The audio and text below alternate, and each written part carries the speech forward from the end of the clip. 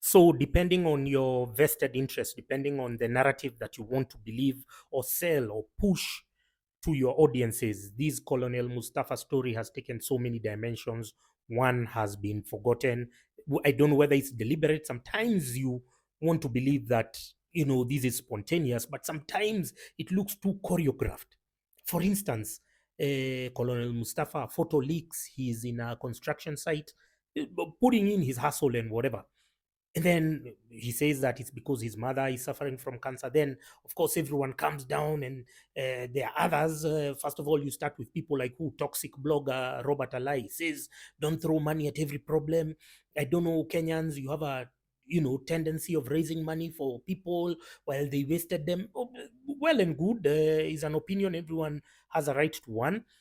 And then another person, I don't remember who it was, he says, why are we, being coerced, emotionally blackmailed to raise money for celebrities, for these famous people, but when it's time for them to do the same, they, maintain a deafening silence. For instance, our celebrities, they don't talk about social, political issues. They almost seemingly look like they are the, can we say, amplifiers of mainstream depravity. They are part of the establishment. They are the ones who fuel or spin their agenda. Or you can see the number of entertainers who are showing interest in politics, and that also is food for thought. I mean, these Instagram guys, for instance, look at this issue about taxing influencers and Instagrammers, and I don't know who, brand ambassadors. Those useless pieces of shit haven't spoken, yet they'll be the primary victims. And then at some point, when things go haywire for them,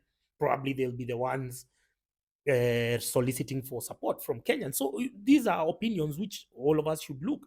Then I think the most preposterous was from Jaguar. Jaguar says that him and he has a group of friends, tenderpreneurs. We know that because Mustafa has been a nice guy, hajatusi mtu, tuko na chama, tuko na WhatsApp group yetu, tumemraizia karibu 1 million, tunataka kwenda kwa mama yake. But he's saying on TV, on media, but he says hatufanyi hivyo kwa sababu ya media, angekuja mbele tungemsaidia. And then I'm like, okay, now that's where the red flag started. I'm like, okay, this guy is a pro establishment degenerate. He's suddenly becoming so vocal about philanthropy.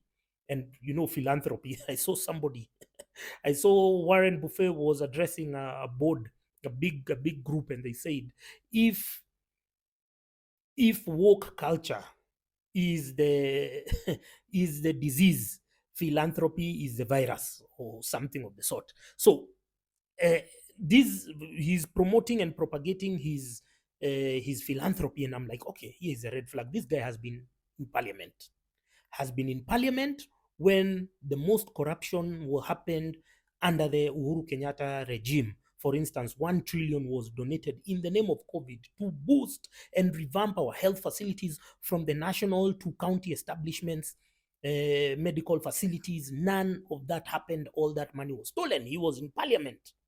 Did he do anything? Secondly, let's go. He was the MP of Starehe. Did he boost any medical facility? Did he promote, revamp any medical facility, donate any equipment from the CDF kitty? At their time, they were receiving 110 million per year. So by the time he was over, it was close to 500 million. Did you donate anything? Did you revamp any dispensary health facility in Starehe? And so the conversation that is getting lost, of course, you have Eve Mongai has gone there with a big barrage of people making donations, and there are many other people who are also in need of similar, if not even more support. But of course, we have to follow this because this is the agenda. This is a mainstream agenda. I told you every week your agenda is shaped for you by people who you don't know. And woe unto you if your work is following pop culture degenerates. If you're listening to them and just flowing with what they're doing, woe unto you. So they've gone there, they've donated food, and the conversation that is getting lost in all this melee is very simple. Uh, can we talk about our health sector, our dilapidated health sector? Are you aware that doctors, the junior doctors, have gone on strike? Yeah, today I was talking with a doctor. He was telling me that, even our leaders, Kenya Medical, they have a union, Kenya Medical Practitioners and Dentists Union. KMPDU, their leaders went and saw the CS of health, and then they did not inform even members of the committee that this is what they are going to do or to discuss. So the members are saying that those leaders have been bribed. Yeah, they've been bribed, like their predecessors. There was Dr. Olunga. He was co-opted into the Uhuru regime. He sold out KMPDU, or rather, he used KMPDU to as a launch pad so as to access a government job.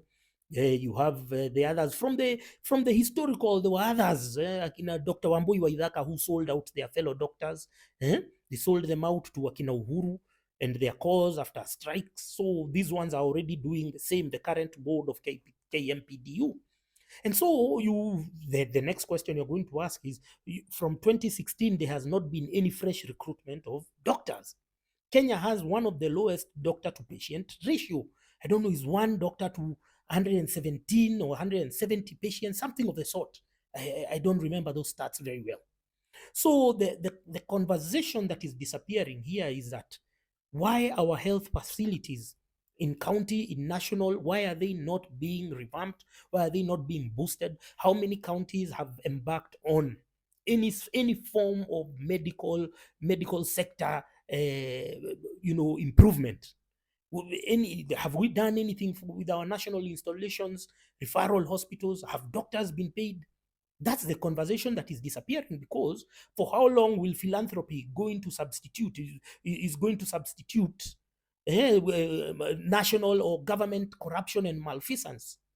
That's the conversation that is disappearing in this whole melee. And so, back to my original question, is this spontaneous or is it premeditated? Because I told you every week there's an agenda set for you to distract you from something. And again, meaning, like today, I saw somebody without any evidence or what they say, Mudaiga Golf and Country Club, and suddenly it trends. Suddenly people are even texting me to ask me who, and I'm like, where did you get it? You got it where? On Twitter? That must be fake news. Because how does somebody just write a sentence and then you guys just run with it? Tomorrow there'll be some cock and bull story cooked somewhere. Because you guys, especially Twitter has become a cesspool of toxicity and fake news. So the question is, what conversation are we being distracted from? And this one is about health, the health sector. First of all, nobody wants to account for the trillion shillings that was donated by foreign nations, all these whatever, during the COVID pandemic period. How many? Nobody wants to talk about that. Secondly, the health, the status of the workers and the equipping of our hospitals. What about all those phantom tenders that Ekina Richard Ngatia and Megascope? What about them? Because suddenly they were terminated and they were centralized. Who will talk about Uhuru Kenyatta's sister and how she and the cousin, Uhuru Kenyatta's sister Christina Platt, and the cousin Kathleen Kehanya, how they were paid from the sports fund, from a fund meant for sports. They were paid to deliver mobile clinics, and those things are still rotting somewhere in, I think, Shimolateva or something. Those containers are still rotting. When will we get accountability for all the money that has been squandered, that has been appropriated, that has been embezzled in the name of the health sector? Now, these pop culture degenerates who are suddenly so vocal, you will never hear them talking about that. They are more than ready to marshal their clout and their money to help one case. But when it comes to concerted effort so that we can talk about our health sector and other issues related to governance and our politics, they my brand, I don't want my brand to be affected, your brand to be affected. I think it's time Kenyans now, number one, you develop the mechanisms of not being carried away by pop culture waves, and then secondly, to understand which celebrities to follow and which ones to give your money, because you cannot continue giving your money to people who do not have the audacity, or who do not have who do not even show some level of care about our governance, about the direction where the country is headed to.